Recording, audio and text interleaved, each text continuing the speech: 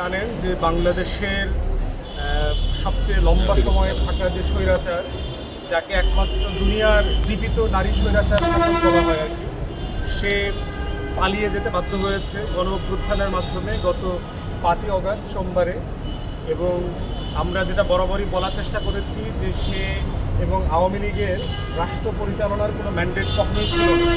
তার একটা অবৈধ দখলদার সরকার এবং দিল্লি সহ বিভিন্ন শক্তির আশ্রয়ে তারা এই বাংলাদেশটাকে তারা 16 বছর দখল করে রেখেছিল, ভোট ছাড়া, গণতন্ত্র ছাড়া, নির্বাচন ছাড়া।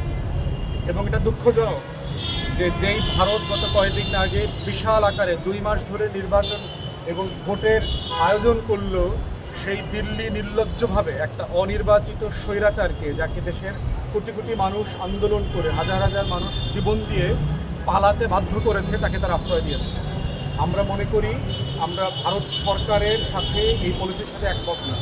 আমরা দিল্লি সহ শুরু করে ভারতবর্ষের যারা জনগণ আছে তাদেরকে বলছি যে আপনারা বোঝার চেষ্টা করেন যে কীভাবে আপনাদের সরকারের একের পর এক ভুল বিদেশ নীতির কারণে মালয়েশিয়ার সাথে, মালদ্বীপের সাথে আপনাদের সম্পর্ক নষ্ট হয়েছে, নেপালের সাথে দিল্লির সম্পর্ক নষ্ট হয়েছে, ভুটানের সাথে দিল্লির সম্পর্ক নষ্ট হয়েছে, শ্রীলঙ্কার সাথে নষ্ট হয়েছে, পাকিস্তানের সাথে সম্পর্ক ভালো না, চায়নার সাথে সম্পর্ক ভালো না, আফগানিস্তানের সাথে সম্পর্ক ভালো না, এবং সর্বশেষ আপনাদের যে দালাল শাসক ছিল স্বৈরাচারী, বাংলাদেশের সাথেও আপনারা শাসক যে সাথে যে সম্পর্ক ছিল সেই সম্পর্কটা খারাপ প্রমাণিত হয়েছে। অথবা আমরা বারবার বলেছি দিল্লির এই যে বিদেশ নীতি, এটা বরাবরই ভুল ছিল, এটা বারবার ভুল প্রমাণিত হয়েছে।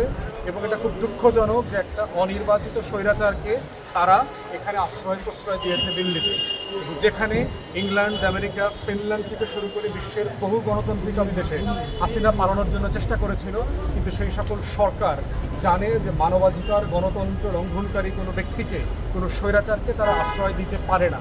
এবং আইসিসির যারা সিগনেচারি, আপনারা জানেন জাতিসংঘের সবচেয়ে সর্বোচ্চ ফৌজদারি আদালত, ইন্টারন্যাশনাল ক্রিমিনাল কোর্ট, তাকে প্রসিকিউট করতে পারে।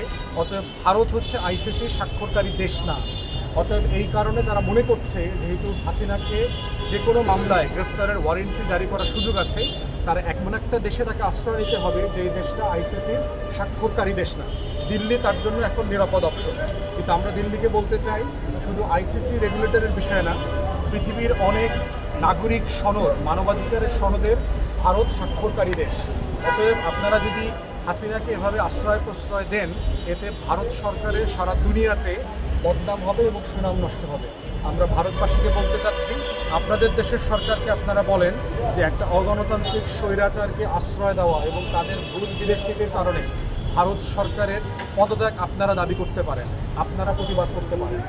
দ্বিতীয়ত হচ্ছে, বাংলাদেশে আমরা দেখতে পাচ্ছি 15ই অগাস্টকে ঘিরে সংখ্যালঘু সম্প্রদায়কে রাস্তায় নামিয়ে এনেছে এবং এই সংখ্যালঘুদের ব্যানারে আওয়ামী লীগের, ছাত্রলীগ, যুবলীগ, স্বেচ্ছাসেবক লীগের নেতাকর্মীদেরকে রিগ্রুপ করার, সংঘবদ্ধ করবার চেষ্টা করা হচ্ছে। এই ষড়যন্ত্র সম্পর্কে আমরা সবাই অবগত। আমরা এই নাটক দেখেছি। 15ই অগাস্ট যার স্বজন মারা গেছে তার অবশ্যই অধিকার আছে সেটা শোক করবার, দোয়া মাহফিল করবার, তাদের কবর জিয়ারত করবার এবং মিলাদ মাহফিল করবার, এটা তাদের ব্যক্তিগত রায়। এই ব্যাপারে আমাদের আমরা সম্মান করি, আমাদের কোনো বক্তব্য নাই। কিন্তু 15ই অগাস্টকে কেন্দ্র করে যদি সংখ্যালঘুদের ব্যানারে বাংলাদেশে বিশৃঙ্খলা সৃষ্টির চেষ্টা করা হয়, বুঝতে হবে যে এই ছাত্র জনতা কিন্তু এখনও মাঠ ছাড়ে নাই। লক্ষ লক্ষ ছাত্র ছাত্রীরা দিন রাত রুটিন করে করে রাস্তায় নিরাপত্তা দিচ্ছে, মন্দির পাহারা দিচ্ছে, হিন্দুদের বাড়িঘর পাহারা দিচ্ছে, জমি পাহারা দিচ্ছে, হিন্দুদের দোকানপাট পাহারা দিচ্ছে, এলাকায় মহল্লায় গুরুত্বপূর্ণ রাষ্ট্রীয় প্রতিষ্ঠান পাহারা দিচ্ছে, থানা থেকে শুরু করে সেনাবাহিনীর অফিস আদালত পাহারা দিচ্ছে। সেই ছাত্র জনতা কিন্তু রাস্তা থেকে চলে যায় নাই। আপনারা দেখেছেন লক্ষ লক্ষ ছাত্রছাত্রীরা দেয়াল লিখন করছে, তারা দেয়ালে আর্ট করছে, বিপ্লবের যে কালচারাল রেভলিউশন হয়ে গেছে। অতএব আপনারা যদি মনে করেন শাহবাগে কয়েক হাজার সংখ্যালঘুকে একসাথে জমায়েত করে সেইটার ব্যানারে ছাত্রলীগ, যুবলীগকে একসাথে করে দেশে বিশৃঙ্খলা সৃষ্টি করবেন, এটা সফল হবে না, হইতে পারবে না, এটা মনে রাখবেন। অতএব আপনাদেরকে বলবো, পালিয়ে আছেন, পালিয়ে থাকেন, আপনারাও নিরাপদ থাকবেন, দেশও নিরাপদ থাকবে, রাস্তায় আমাদেরকে নামতে বাধ্য করবেন না। তৃতীয়ত হচ্ছে, অন্তর্বর্তীকালীন সরকারকে বলছি যে আপনাদেরকে আমরা স্বাগত জানাই, আমরা চাই আপনারা সফল হন। ঠিক একইভাবে বুঝতে হবে, গণ অভ্যুত্থানের যে আবেগ এবং ভাষা, কে জাতীয় শত্রু, কে বাংলাদেশ রাষ্ট্রের শত্রু, তাদেরকে কোনোভাবে যেন ক্ষমতায় ফিরিয়ে নিয়ে আসার কোনো চক্রান্ত সুযোগ না দেওয়া হয়। সেটা কাদের সিদ্দিকীর মতো একটা ভারতীয় দালাল যে অস্ত্র উঠিয়ে বাংলাদেশের সীমান্তে 75 থেকে 81 সালে বাংলাদেশের ভিতরে হাজার হাজার শত শত নাগরিক এবং আমাদের সোলজারদেরকে হত্যা করেছে, এই দালাল রয়ের এজেন্টকে দিয়ে যদি কেউ মনে করে থাকে কাদের সিদ্দিকী দিয়ে বাংলাদেশকে আওয়ামী লীগকে ফিরিয়ে নিয়ে আসবে, বোকার স্বর্গে বাস করছে। সোহেল তাজকে একই রকম বলছি, সুমনের মতো এরকম স্ট্যান্ডবাজ, ভাই আপনি জিমে থাকেন, রাজপথে আইসেন না, আপনি মারামারি করার লোক না, আপনি জিম টিম করেন, টেলিভিশনে থাকেন, ওটাই আপনার জায়গা। আপনার এই জিম করা লোকদেরকে ঠেকানোর জন্য প্রচুর লোক আছে। অতএব ফাইজলামি করবেন না, কোনো সুযোগ নাই এইসব ফাইজলামি আশ্রয় দেওয়ার। 32 নম্বরে যাবেন, কোনো সমস্যা নেই, এটা আপনাদের প্রপার্টি, আপনারা ওইখানে যাবেন, পূজা